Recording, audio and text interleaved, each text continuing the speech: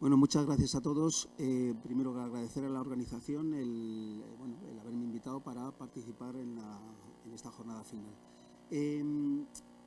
Dada la calidad de las presentaciones que se han hecho hasta ahora en esta jornada, dado también el interés, dado que ya vamos avanzando y es la hora de comer, dado también que ya estoy viendo por aquí caras de que más de uno ya me ha oído ya por más de una vez. Dado todo esto y dado a que yo voy a hacer una ponencia más genérica y más general, intuyo yo que como se está acercando la hora de comer, estáis pensando desde luego en el uso de la biomasa como combustible, pero yo me imagino que va a ser más pensando en el sector alimentario que en el que nos está ocupando. Bueno, después de esta broma, sí que os digo que pues yo lo que voy a hablar es un poco apoyándome también en las ponencias que se han hecho hasta ahora en esta jornada, pues hablaros un poquito de las características y de la sistemática del análisis de ciclo de vida en general y también luego aplicado al sector de la construcción. Bueno, lo primero, situarnos en el entorno. Yo intentaré ser esquemático en todo esto, también pongo al final mi contacto para que si queréis profundizar más sobre estos temas, pues desde luego me brindo a ofreceros ayuda y colaboración, pero desde luego no por eso no tenemos que dejar de reflejar la preocupación que existe en este momento en todos estos temas. Y bueno, quizá a lo mejor una de las noticias más representativas es una de octubre del año pasado, o sea, bastante reciente, en la cual los expertos de la ONU urgen a tomar medidas drásticas para limitar la subida de la temperatura global o sea, ya se asume una subida del 1,5 grados centígrado, ¿de acuerdo? Piden cambios sin precedentes a nivel ambiental, social, global, para evitar daños irreversibles en el planeta. Además de eso, la Unión Europea señala 21 sectores, no recuerdo si son 21 o 23, pero vamos, es de ese orden, sectores prioritarios en los cuales aplicar las políticas de sostenibilidad. Y uno de ellos, desde luego, es la construcción en general y las carreteras en particular. La carretera es un producto, lo sabemos todos, es un producto y servicio muy especial, tiene una vida útil muy larga, tiene un elevado coste de construcción y de mantenimiento, una relevancia económica y social, alta ocupación del territorio y además es un producto único en cuanto que depende de tantas variables geométricas, bueno, eso las sabemos todos, las geométricas, morfológicas, de tráfico, etcétera, que le hacen que señalar que dos carreteras, o sea, no hay dos carreteras exactamente iguales. Los impactos asociados a la carretera también los conocemos todos. En el sector de la construcción en general, incluso, ya se ha hablado aquí además, es un gran consumidor de recursos naturales y también un importante generador de residuos. El transporte por carretera, que es además el prioritario en cuanto a emisiones de GI respecto al transporte en general, el transporte por carretera genera una elevada cantidad de emisiones de gases de efecto invernadero. Además de eso, como ya sujeto pasivo, es sufridora de los impactos asociados al clima. De ahí, por lo tanto, por todo lo que he comentado hasta ahora, de la necesidad de aplicar esta técnica del análisis de ciclo de vida para seleccionar, por ejemplo, alternativas más sostenibles, para identificar estrategias de mejoras, en cuanto que, sabiendo actuar, haciendo un análisis de ciclo de vida, podemos identificar, por ejemplo, dónde actuar dentro de las fases correspondientes en un determinado componente, de forma que sea más rentable ambientalmente actuar para obtener mayores ahorros.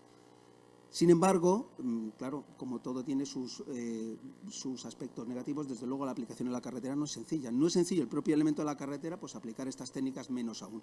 Porque estas técnicas son complejas, dependen y tienen un manejo de una cantidad de variables tan grandes, interrelacionadas además de ellas, además con unas determinadas sinergias, de forma que lo hacen complejos estos estudios. Además de eso, tienen una singularidad en cuanto que es difícil obtener o extraer o extrapolar las conclusiones de determinados estudios particulares extrapolarlas a conclusiones generales, ¿de acuerdo? Por lo tanto, entonces, hay que tener en cuenta esto en estos estudios y, debido a todo esto, hasta ahora, hasta la actualidad, generalmente lo que se ha hecho es reducir todas estas técnicas y estos análisis, no solo de análisis de ciclo de vida, que es lo que compete en esta ponencia y en esta jornada, sino también de costes del ciclo de vida, que están muy relacionados. Bueno, pues como digo, los estudios hasta ahora generalmente se han circunscrito a una de las partes de lo que es la carretera, que es el firme, ¿de acuerdo? Como primera aproximación al problema.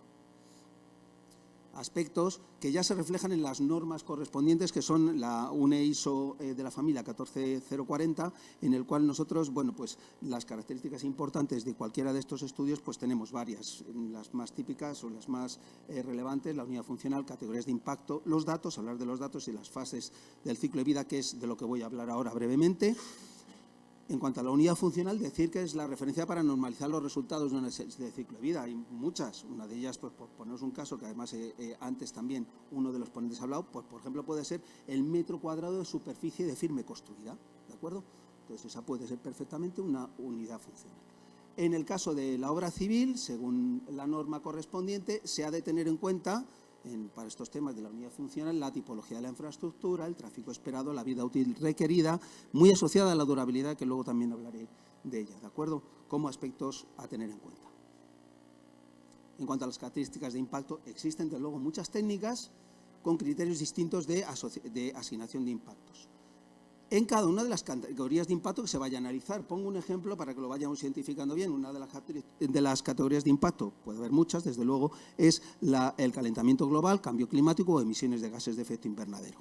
Esto según o mediante un indicador de categoría o ecoindicador en cada una de esas categorías, que en este caso de las emisiones de gases de efecto invernadero sería los kilogramos de CO2 equivalente.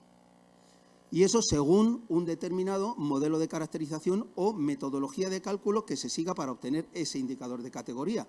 Evidentemente, en cada una de las categorías de impacto hay varios. Por ejemplo, en este caso, uno de los más conocidos es el panel de cambio climático del 2007. Aspectos claves en cuanto a las categorías de impacto. Pues decir que los más evaluados desde siempre han sido el consumo energético total y las emisiones de CO2. Pero, desde luego, ya eso se queda corto. Ya necesitamos más. Este sería un enfoque demasiado parcial. Se necesitan más. Afortunadamente, la parte buena es que ya hay un gran consenso en cuanto a qué indicadores considerar en estos casos, ¿no? Estando ya en el ámbito de esos documentos, en el ámbito de la normalización. El primero de ellos, la UNE 15.804, en el cual se regulan las declaraciones ambientales de producto para los productos de construcción, y luego, a través, como producto final de la LC4 Roads, del proyecto europeo LC4 Roads, se obtuvo un acuerdo de trabajo en el cual también se hablan de estos temas, de estos indicadores. Otra de las claves y casi de las que más, la que más inciden, desde luego, en la calidad de los estudios son los datos. Es importante y es fundamental, y desde luego no hay que derrochar tiempo en obtener una buena calidad de los datos. Pese a que el consumo tanto de personal, tanto económico, tanto técnico, haga que desde luego sea un proceso que sea algo engorroso, pero desde luego merece la pena para que luego la calidad final del estudio sea la adecuada. Por eso, entonces, están esos requisitos, las características que tienen que tener, desde luego, las bases de datos o los datos, colección de datos que se utilicen. Sean fiables, pues lo típico de siempre, ¿no? Fiables, precisos, contrastada, validada, actualizada y representativa de la realidad del ámbito geográfico. En cuanto a las fases del ciclo de vida, marcar, bueno, este es el diagrama típico que podemos tener, en cual tenemos unas entradas, energía en materias primas, unas salidas, las emisiones, bien al agua, bien al aire, bien al suelo, y los subproductos. Y entre medias, una serie de fases que generalmente suelen ser estas que se marcan aquí. Materias primas, fabricación y construcción, uso y explotación, mantenimiento, rehabilitación y fin de vida. A veces no, generalmente también se estudia aparte, ya que es una actividad transversal, se estudia aparte los transportes, dos transportes en realidad. El transporte de las materias primas a las centrales de fabricación y, por otro lado, lo que se llama distribución, que es el transporte de las mezclas desde las centrales de fabricación al Tajo. ¿De acuerdo? ¿Qué pasa aquí? Ah, no, que era este de aquí, perdón. Le he dado al botón incorrecto. Perdón. No se suelen utilizar todas las fases. Hasta ahora no se suelen utilizar todas las fases del ciclo de vida, y de las que se usan, desde luego, se hacen de forma incompleta, dada la complejidad que estaba hablando ya desde antes, ¿no? Las fases más estudiadas, las dos primeras, desde luego, la producción de materiales y la parte de fabricación y construcción, entre otras cosas, porque ya desde los inicios del proyecto son de las más conocidas, de las que más datos hay. Ya empieza luego a estudiarse algo, pero mucho menos, con mucha menos profusión, en la fase de mantenimiento, conservación y rehabilitación, y luego las dos grandes olvidadas, La primera de ellas, el uso, la explotación. Luego se ha estado hablando antes aquí de las emisiones, por ejemplo, de gases de efecto invernadero en la fase de explotación. Es, desde luego, una fase compleja y que no está del todo estudiada y que, desde luego, hay que avanzar en el estudio de la misma. Y, por otro lado, la del fin de vida, que generalmente es porque el firme, bueno, la carretera en general, es un producto que no es muy parecido a otros, en cuanto que, por ejemplo, no tiene un fin de vida específico como pueden tener otros productos. Generalmente lo que suele ocurrir con los posibles fines de vida de las carreteras es simplemente una reconversión en el uso y ya está, ¿de acuerdo? En cualquiera de los casos, lo que sí que es recomendable es estudiar de la forma más completa posible todas las fases del ciclo de vida de la carretera o del firme, en este caso, según estamos hablando.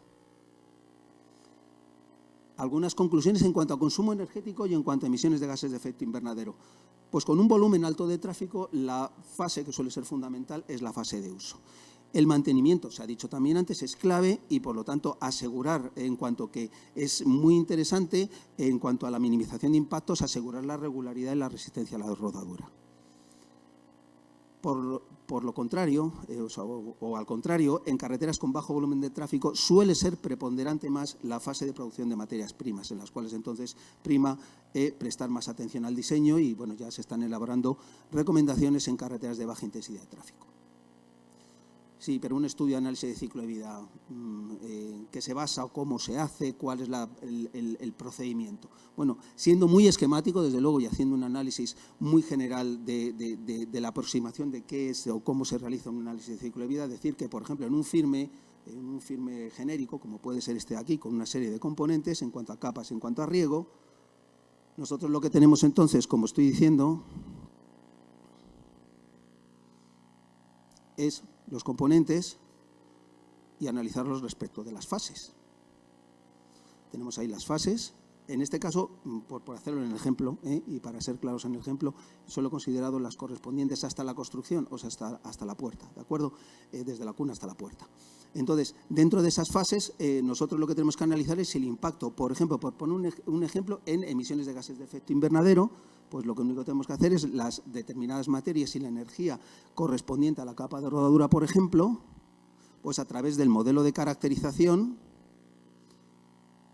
obtener los impactos, o sea, las emisiones de gases de efecto invernadero en la fase, la primera de ellas, la fase de materias primas. Con todas las demás exactamente igual, en el resto de los componentes, de forma que obtendríamos así en la primera fase, la fase de materias primas, y de forma análoga a través del modelo de caracterización y con las entradas en todas las demás fases. Con eso nosotros podemos analizar y podemos identificar el impacto, en este caso serían gases de efecto invernadero en la fase de materias primas y en todas las demás. También lo podemos hacer, y tiene su interés también, hacerlo en cambio según componente en lugar de según fases. La adición, bien por componentes o bien por fases, nos da el efecto, o sea, el impacto, en este caso en gases de efecto invernadero, de lo que es toda la sección de firme en las fases que estamos considerando. ¿De acuerdo? Es básicamente, y de una forma muy esquemática, hablar de cómo es un cálculo en un análisis de ciclo de vida. Hablando de algunas de las conclusiones que se obtienen, es aspectos del luego a tener en cuenta como factores potencialmente reductores de impactos, pues muchos de ellos ya los conocemos, el uso de capas delgadas, y ya desde luego se aplican el reciclado de materiales, las reducciones de la temperatura de fabricación. Dos, que tienen mucho que ver con esta jornada, minimizar los transportes y el uso de energías renovables. En este caso, minimizar los transportes generalmente es de lo que se habla es en cuanto a las materias primas. Aquí, en cambio, de lo que hablamos en cuanto a minimizar los transportes y lo cuanto tiene aplicación, lo que estamos hablando en esta jornada, es en cuanto a minimizar los transportes del combustible. ¿De acuerdo? Como luego voy a comentar también. ¿Qué es de lo que estamos hablando en esta jornada? En el uso de la biomasa como combustible, en general, como ventajas ambientales del uso de la biomasa en general. ¿De acuerdo? Pues tenemos, porque me refiero, lo digo por lo siguiente, lo digo porque ya las ventajas se ha encargado ya Alberto de comentarlas, y también de los inconvenientes. Luego yo entonces le dejo ese testigo, ya lo ha cogido él, ¿no? Bueno, pues en general, como estamos diciendo, es una fuente de energía de tipo renovable, valoriza un residuo al convertirlo en un recurso energético. Eso es quizás lo más importante en cuanto a todo lo que yo estoy hablando del uso de la biomasa como combustible. Puede favorecer comercio local y la reducción de las distancias de transporte, lo que estamos diciendo. Si estamos obteniendo o si obtenemos la biomasa muy cerca de la central de fabricación, estamos haciendo una reducción de impactos a través de reducir las distancias de transporte del combustible, que desde luego son notables. Podemos tener otra serie de propiedades o de ventajas, como pueden ser las dos que señalo abajo. Por lo tanto, puede ser una alternativa interesante. En cualquier caso, lo que yo siempre quiero dejar de una forma muy concisa es que cualquier producto, no este solo en particular, cualquier producto, cualquier técnica tiene que cumplir dos cosas importantes en cuanto a estos aspectos, y es que se tienen que garantizar siempre tanto las prestaciones como la durabilidad. La durabilidad es un aspecto fundamental en el tema de mejorar la sostenibilidad de los productos y de las técnicas.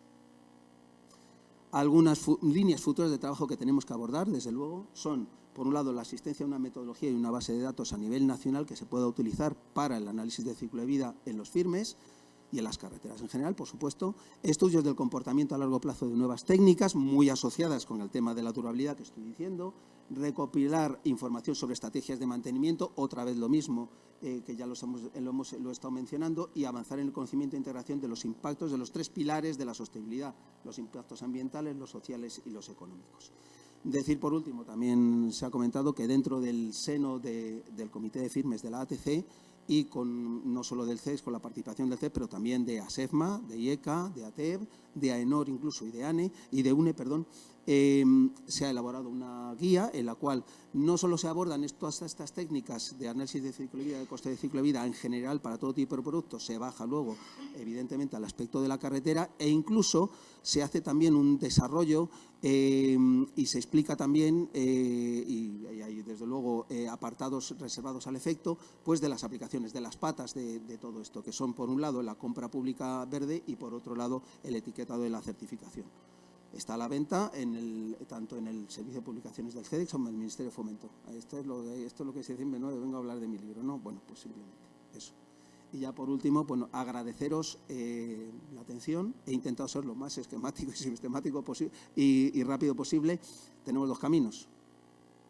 Nosotros, entre todos como sociedad, lo tenemos que elegir, ¿no? Por un lado tenemos un camino que, bueno, no me parece que sea ni el más recomendable, el más adecuado, que es ese sostenible, tal y como lo estáis viendo, o el realmente sostenible, que es el que yo creo que debemos entre todos de tomar. También se ha dicho en esta jornada. Y, bueno, por lo demás, daros las gracias por la atención. Muchas gracias.